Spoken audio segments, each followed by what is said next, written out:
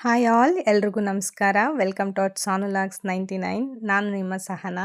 ಇವತ್ತಿನ ವಿಡಿಯೋದಲ್ಲಿ ನಾನು ಸೂಪರ್ ಟೇಸ್ಟಿಯಾಗಿರುವಂತಹ ಕ್ರಿಸ್ಪಿ ಚಿಕನ್ ಕಬಾಬ್ನ ಮನೇಲಿ ಹೇಗೆ ಮಾಡೋದು ಅಂತ ತಿಳಿಸ್ಕೊಡ್ತೀನಿ. ಆದರೆ ನಾವು ರೋಡ್ ಸೈಡಲ್ಲಿ ಕಬಾಬ್ ಮಾಡಿರೋದನ್ನು ಇಟ್ಟಿರೋದನ್ನು ನೋಡಿದಾಗ ನಾವು ಅನ್ಕೋತಿರ್ತೀವಿ, ಯಾಕೆ ಮನೇಲಿ ಮಾಡಿದಾಗ ಈ ಥರ ಕ್ರಿಸ್ಪಿಯಾಗಿ ಜ್ಯೂಸಿಯಾಗಿ ಆಗಲ್ಲ ಅಂತ. ಬಟ್ ಇವತ್ತು ನಾನು ತೋರಿಸೋ ರೀತಿ ನೀವು ಈ ವಿಧಾನನ ಫಾಲೋ ಮಾಡಿದ್ರೆ ಖಂಡಿತ ರೋಡ್ ಸೈಡಲ್ಲಿ ಸಿಗೋ ಥರನೇ ಸೂಪರ್ ಟೇಸ್ಟಿ ಕ್ರಿಸ್ಪಿಯಾಗಿರೋವಂತಹ ಚಿಕನ್ ಕಬಾಬ್ನ ಮನೇಲೇ ಮಾಡ್ಕೋಬೋದು. ಬನ್ನಿ ಹೇಗೆ ಮಾಡೋದು ಅಂತ ಇವಾಗ ನೋಡೋಣ. ಮೊದಲಿಗೆ ನಾನಿಲ್ಲಿ ಒಂದು 3/4 kg ಆಗುವಷ್ಟು ಚಿಕನ್ನ ಕಬಾಬ್ ಸೈಜಿಗೆ ಕಟ್ ಮಾಡಿಕೊಂಡು ಅದನ್ನು 1-2 ಸಾರಿ ತೊಳ್ಕೊಂಡಿದ್ದೀನಿ. ಉಪ್ಪು ಮತ್ತು ಅರಿಶಿನ ಪುಡಿ ಎರಡನ್ನೂ ಹಾಕಿ ತೊಳೆದು ಸೋರು ತೆಗೆದು ಇಟ್ಕೊಂಡಿದ್ದೀನಿ, ನೀರೆಲ್ಲವೂ ಕೂಡ ನೀಟಾಗಿ ಸೋರಲಿ ಅಂತ ಹೇಳಿ. ಈಗ ಅದಕ್ಕೆ ಏನೇನು ಮಸಾಲ ಐಟಮ್ಸ್ ಬೇಕು ಅಂತ ನೋಡ್ಕೊಳ್ಳೋಣ. 3 ಇಂಚಾಗುವಷ್ಟು ಶುಂಠಿನ ನಾನು ನೀಟಾಗಿ ತೊಳೆದು ಕಟ್ ಮಾಡಿ ಹಾಕ್ಕೊಂಡಿದ್ದೀನಿ. ಹಾಗೆ 2 ದಪ್ಪ ಸೈಜಿಂದು ಬೆಳ್ಳುಳ್ಳಿ ಕೂಡ ಬಿಡಿಸಿದ್ದೀನಿ. ಮತ್ತು 1 ಇಂಚ್ ಆಗುವಷ್ಟು ಚಕ್ಕೆ ಹಾಕಿದ್ದೀನಿ. ಹಾಗೆ 2 ಲವಂಗ ಕೂಡ ಸೇರಿಸ್ಕೊಂಡಿದ್ದೀನಿ, ಜಸ್ಟ್ ಫ್ಲೇವರಿಗಷ್ಟೇ. ಹಾಗೆ ಒಂದು 4-5 ಹಸಿರು ಮೆಣಸಿಕಾಯಿ, 1 ಹಿಡಿಯಷ್ಟು ಪುದೀನ ಮತ್ತು 1 ಹಿಡಿಯಷ್ಟು ಕೊತ್ತಂಬರಿ ಸೊಪ್ಪನ್ನು ಹಾಕಿ ನೀಟಾಗಿ ಗ್ರೈಂಡ್ ಮಾಡ್ಕೊಳ್ಳಿ.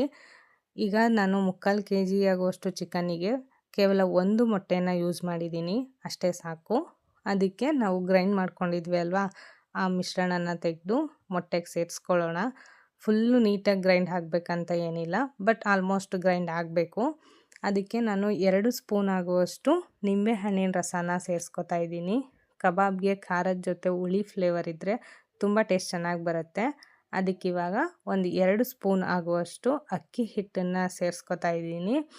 ಹಾಗೆ ಅದೇ ಸ್ಪೂನ್ ಅಳತೆಯಲ್ಲಿ 3-4 ಸ್ಪೂನ್ ಆಗುವಷ್ಟು ಕಾರ್ನ್ಫ್ಲೋರ್ ಅಥವಾ ಜೋಳದ ಹಿಟ್ಟು ಅಂತ ಏನು ಕರಿತೀವೋ ಅದನ್ನು ಸೇರಿಸ್ಕೊತಾ ಇದ್ದೀನಿ. ಮತ್ತು ಅದರಲ್ಲೇ 1/4 ಸ್ಪೂನ್ ಆಗುವಷ್ಟು ಅರಿಶಿನ ಪುಡಿನ ಸೇರಿಸ್ಕೊಂಡಿದ್ದೀನಿ. ಹಾಗೆ 1.5 ಸ್ಪೂನ್ ಆಗುವಷ್ಟು ಚಿಲ್ಲಿ ಪೌಡರ್ನ ಕೂಡ ಸೇರಿಸ್ಕೊಳ್ಳಿ. ಹಾಗೆ ಇದಕ್ಕೆ ನಾನು 1 ಕಿಂಗ್ಸ್ ಕಬಾಬ್ ಮಸಾಲಾನ ಕೂಡ ಸೇರಿಸ್ಕೊಂಡಿದ್ದೀನಿ.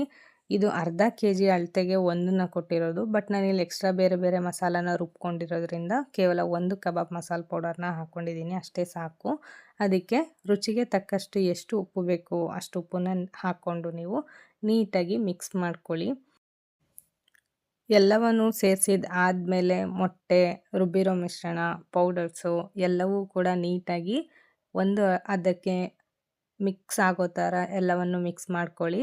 ಅದಕ್ಕೆ ಇವಾಗ ನೀಟಾಗಿ ತೊಳೆದು ಇಟ್ಕೊಂಡಿದ್ದಂತಹ 1/4 kg ಆಗುವಷ್ಟು ಚಿಕನ್ನ ಕೂಡ ಸೇರಿಸ್ಕೊಂಡಿದ್ದೀನಿ. ಇವಾಗ ಮಸಾಲ ಜೊತೆ ಚಿಕನ್ನು ನೀಟಾಗಿ ಹಿಡಿಯೋ ಥರ, ಉಪ್ಪು ಖಾರ ಎಲ್ಲವನ್ನು ಹಿಡಿಯೋ ಥರ ಒಂದೊಂದನ್ನೇ ನೀಟಾಗಿ ಅದನ್ನು ಕಲಿಸ್ಕೊಳ್ಳಿ. ನೀವು ಹೀಗೆ ಕೈಯಲ್ಲಿ ಕಲಿಸ್ಕೊಂಡಾಗ ನೀಟಾಗಿ ಅಷ್ಟೇ ಅದು ಉಪ್ಪು ಖಾರನ ಹಿಡಿಯೋಕ್ಕೆ ಸಾಧ್ಯ.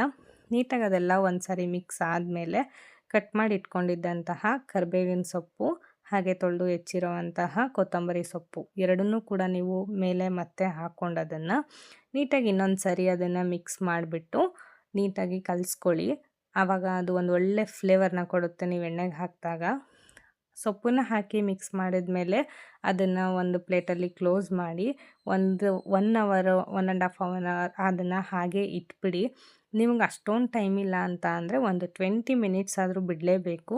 ಆವಾಗಷ್ಟೇ ಅದು ನೀಟಾಗಿ ಉಪ್ಪು ಖಾರ ಹುಳಿ ಎಲ್ಲನೂ ಅದು ನೀಟಾಗಿ ಹಿಡಿದು ನಮಗೊಂದು ಒಳ್ಳೆ ಟೇಸ್ಟನ್ನ ಕೊಡೋಕ್ಕೆ ಸಾಧ್ಯ ಆಗೋದು. ಒಂದು 20 ಮಿನಿಟ್ಸ್ ಆದರೂ ಬಿಡಿ.